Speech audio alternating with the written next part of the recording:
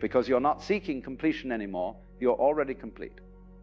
Now, this sounds wonderful in theory, and in many ways it is.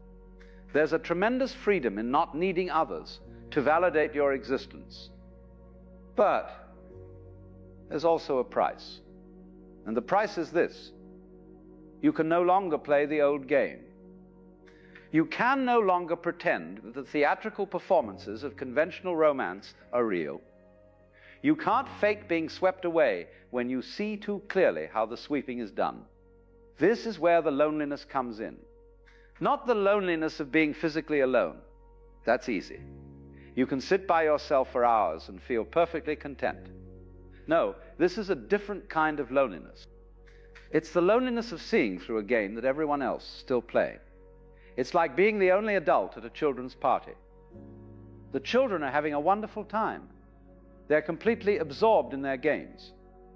But you can't join them. Not because you don't want to, but because you can't make yourself believe the games are real anymore. You meet someone. They're attractive. They're interesting. They seem to like you. And in the old days, this is where the story would begin. The story of pursuit and conquest, of longing and fulfillment, of two people finding each other in the vastness of the world. But now you see the story before it even starts. You see how it will unfold. The initial intoxication, the gradual revelation of flaws, the negotiation of needs, the slow recognition that neither of you can give the other what they're really looking for, because what they're looking for doesn't exist outside themselves. And so you hesitate, not out of fear, but out of clarity. You cannot walk into a trap when you see it so plainly. You cannot drink the poison when you know what's in the cup. And this hesitation, this inability to throw yourself into the old drama, it sets you apart. Others sense it.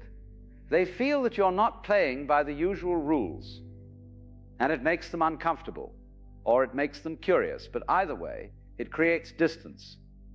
Here's what nobody tells you about awakening. It raises the standard. Before, you might have been content with someone who made you laugh, someone who found you attractive, someone who filled the evenings with conversation. But now, that's not enough. You're looking for something else, something that has no name in the usual vocabulary of romance. You're looking for someone who has also seen through the game, someone who knows they are already whole, someone who isn't trying to use you as a missing piece in their puzzle. Because only then can you meet each other as you actually are, not as fantasies or saviors or solutions to loneliness, but as two expressions of the same reality, two waves that have both realized their ocean. And here's the difficulty. Such people are rare, extraordinarily rare. Most people are still caught in the old story. They're still looking for their other half. They're still trying to build their identity through relationships. They're still playing the game with deadly seriousness. And you can't blame them for this. You played it too, until you didn't, until you saw through it. But the fact remains, the field has narrowed considerably. Where once there were many possibilities, now there are few. Where once you might have fallen in love with someone's smile, or their wit, or their way of moving through the world, now you need something more. You need them to be awake, or at least awakening. You need them to know what you know, to see what you see. And that severely limits the options. This is why so many spiritually awake people find themselves alone. Not because they can't love, but because they can't love in the old way anymore. They've outgrown it. Like a child who has learned to read and can no longer find satisfaction in picture books. The old stories don't work anymore. They need something more substantial, something real. And sometimes, often actually, that something real doesn't appear. Years go by, you meet people, you have conversations, you feel connections, but none of them go deep enough. None of them touch the place where you actually live.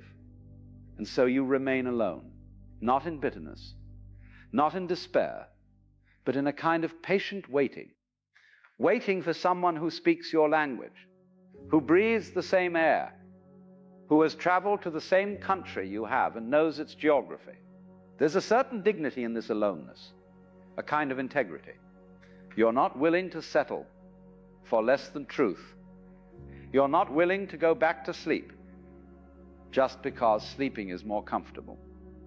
You'd rather stand in clarity, even if it means standing alone, than kneel in illusion with company.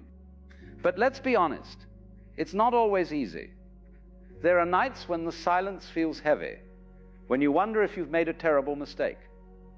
When you look at people in their ordinary relationships, with all their ordinary dramas and compromises, and you think maybe that would be easier. Maybe you're asking too much. Maybe this clarity you've gained has cost you something precious. And you'd be right. It has cost you something. It's cost you the ability to be satisfied with illusion. It's cost you the option of using another person to avoid yourself.